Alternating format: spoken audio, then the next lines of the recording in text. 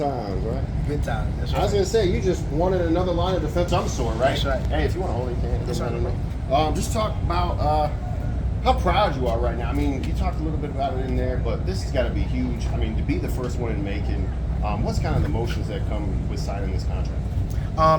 The emotions coming along with this is the fact that I've just been blessed, man. I've been blessed through this entire journey. I've been blessed from all the way from high school to college. Now to be able to accomplish this has been one of the first from Macon to going to the UFC. It's just an awesome accomplishment, and just continue to show hard work and dedication. I know that's cliche, but that is very true. And I'm blessed to be able to have that opportunity to be able to continue to do what I've been able to do. We're gonna keep it going. This is the only beginning. Well, I mean, you talk about Jones County and coming up from that area. What is that? How do you inspire those kids right now that want to grow up and be successful like you? I inspire those kids by, it doesn't matter where you come from. It's all about, where you're from. You don't ever look at, oh man, I come from this area, it's hard, the situation you're in. I mean, I've literally had to sit here and deal with, constant 3 times on the Contender Series, the most, tied for the most to ever appear, but I had the most wins all time on the Contender Series. I had to do it 3 times. Most people only have to do it once. At most, some have to do it twice. But I had to do it 3 times. And that shows no matter how many times somebody tells you no, you keep going until you get your first yes. And that's the only thing that matters in life. Well, and now that you got that yes, what's the plans now with the future? You're in this middleweight class. What are you seeing from your competitors to kind of build up through the ranks and get that championship? Yeah, man, I'm really excited to be in the UFC middleweight division. I'm excited for all the guys that I have an opportunity to be able to compete against. I really do believe I'm on that level. I've been competing against some of the best in the world, guys that are world champion, former world champions. I've competed against them in the training room, and I know where I stand. I know that I'm on that level, and I didn't say that after the Contender Series just to say it, to be cocky or who I am. I'm saying that confidently. I am on that level, and I know where I can get, and I know where I can be able to get one day, and I really do believe that I'll see the title around my waist one day. I really do believe that. Well, we want you to see, we want you to have that title around your waist as well, be successful. With the lifestyle that comes with being kind of a UFC fighter, what do you expect from that? Anything going to change in your life that, now maybe it's the money or whether it be just in general, are you going to change? No, they always talk about live how you want to be. And I've done that. I trained this way. I've lived my life this way. I train full-time already. I've been training full-time for 3 years. I was training full-time when I was an amateur. So, yes, I know not everybody has those abilities or capabilities to be able to do that. But I've been doing that for a very long time. And this is just the beginning for me on this journey. But if anybody that knows me know I've been living this lifestyle for a very long time. I'm dedicated. I feel like I've only been doing fighting for 4 years, MMA fighting for 4 years.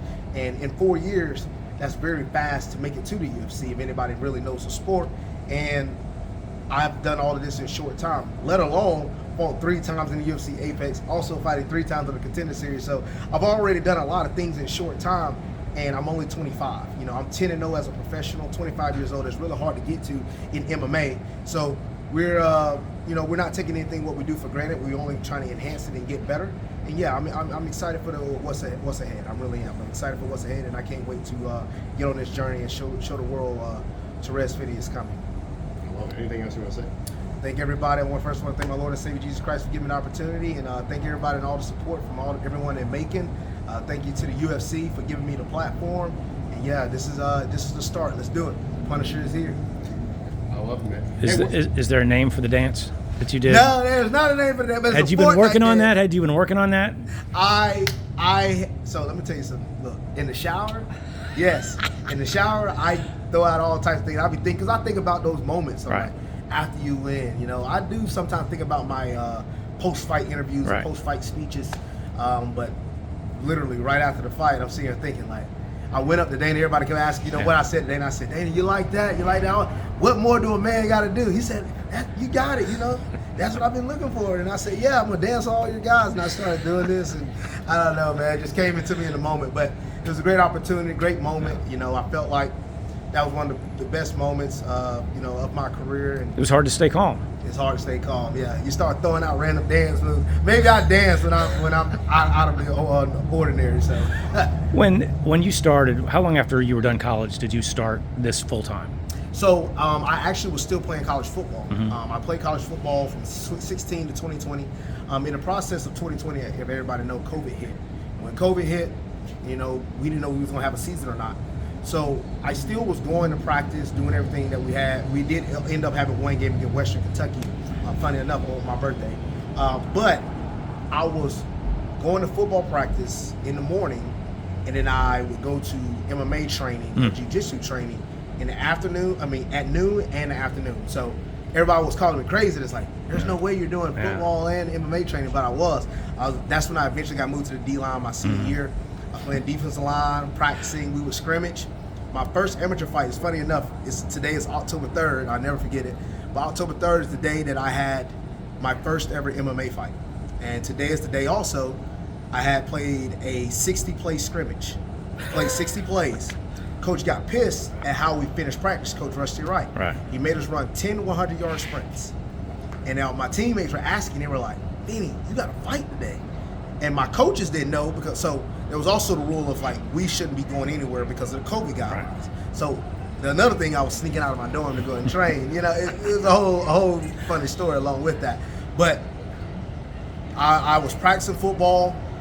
I left. We ran those sprints. I ran to the locker room, got in the car. My coach drove me to Knoxville, Tennessee, to Cotton Eye Joe to get ready to fight the same day. I'm in the back. I'm tired. I was like, it's going to be rough. I got to get him out of here. He said, you throw until he drops. Well, I went out there and threw until he dropped. I knocked him out in 11 seconds. Wow. I have practiced football, and I fought on the same day. So, yeah. You had to get him done so you go take a nap. Yes, I had to go take a nap. I was definitely tired. Now, It's like one of the famous Deion Sanders runs right there. Now you know that this is the beginning of the destination. It's just the beginning of it. The first. But when did the journey really start to get to this point? When you're just kind of you're feeling your way through things. But when did this become the legitimate, I can do this goal? This became it. It's funny. After that fight, about a month later, I got offered to fight for the title, for amateur title, Valor Light Heavyweight Championship. I was going against a guy that was 3-0, had all knockouts, first round finishes, and he was like, "All right, we're gonna see where we at." And I'm only 1-0. I only had one fight. 11 seconds. So it's not like I had a lot of experience anyway. But I went in there, and I had probably one of my best performances at that time, it was my best performance of my career. The lift over the cage, the slam, the epic slam, a lot of people remember. I finished him in the third with ground and pound, and I won the light heavyweight championship. And I said to myself, this guy that's only been training MMA, myself, for 5 months, can come in and win a championship on the regional scene against a guy that's been fighting for a very long time. I think I can do this big time. And I said it to myself. Right. I felt like I could do this for a career. I knew what type of level. I knew the level that I've wrestled on, which I knew was a big base for MMA. And I also understood the level of competition. And it just, as they say, sometimes it's just in you. I'm very competitive, It's like, I knew I could do that. And I said, give me some training. And I say that now. Yeah. I've only been training MMA for 4 years, short time. That's short for anybody that's been in the MMA world to already be in the UFC. So 4 years, and I'm already competing with guys that had 10 years of experience, 12 years of experience. All this experience. The guy I just fought, he's been fighting kickboxing ever since he was 12. The Australian I fought, been doing MMA ever since he was 15. The Russian I fought, had been doing training ever since he was 6. And I beat all these guys, and I said, imagine when I get to that level, imagine when I get to that veteran level, that level where I'm like, I'm a veteran of this game, where I will be. So I'm really confident on what's the potential, but you got to put the work in. So we're still looking forward to that. And as everybody say in any league, NFL, NBA, it's hard to get there, but it's even harder to stay there. And that's the same thing with the UFC. So my goal is not to just be here for a short time, but to be here for a long time and be successful at it. How much did wrestling accelerate that? Because you're working out for football, you're working out different things for wrestling. It's a completely different sport than football. But there is that connection, like you say, with what you're getting. How much did that training kind of accelerate this? Because you're doing a lot of stuff, and you're working different things out. Yes, sir. You're right. Physicality into all of this really makes it the big point. You had football, you had wrestling, the physicalness from both sides of the sports. I think it's easier to be able to adapt to. And I think, like, for me, I was a solid defensive lineman at Jones County, and me being able to, like, test that along with my wrestling. I was really good at tackling. You know, I didn't miss rarely ever any tackles. I was really good sacking quarterbacks and things of that nature, getting quick off the ball. Some of those same attributes that you need for wrestling, being quick off the whistle, you know, for stand-ups, being quick on your double leg. Once you get that break, you know, to have a good grip, double leg finishing, you know, driving through, running your feet.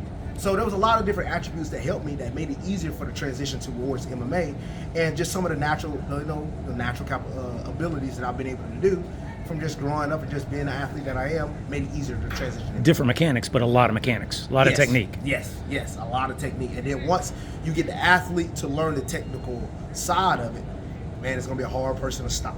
So, you know, you got a lot of guys that you see win just off that athletic capabilities, but once you teach the athlete the technique, you gotta be a technician. man. Well, while you were coming up, you saw, I mean, your family, God, that motivates you. But in terms of inspiration, in terms of other fighters, when you were coming up, did anybody inspire you more than anybody, you know, the most, or who inspired you the most, I should say?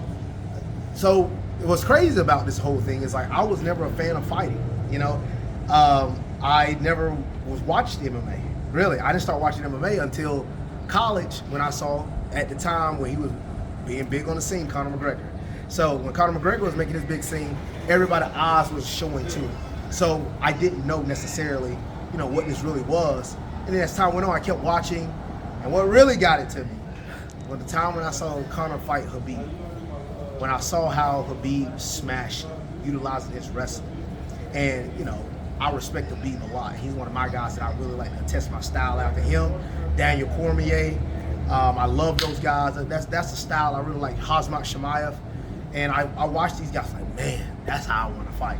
Just mauling guys, destroying them. The fight's not even close. And I have that type of style because of my wrestling background. And to see a guy like Conor McGregor, to see a guy, you know, what he's been able to do, utilizing the platform to globalize it, I thought that was really interesting. I feel like I have the personality and the, you know, the marketability to be able to do that myself. So I just don't only look at it within the ring, but also look at things outside the ring. And I said, man, I'm really capable of doing this myself.